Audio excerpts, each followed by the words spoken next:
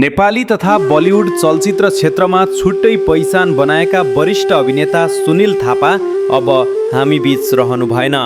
आज बिहान अचानक स्वास्थ्यमा समस्या आएपछि उहाँलाई काठमाडौँको अस्पतालमा उपचारका लागि लगिएको थियो।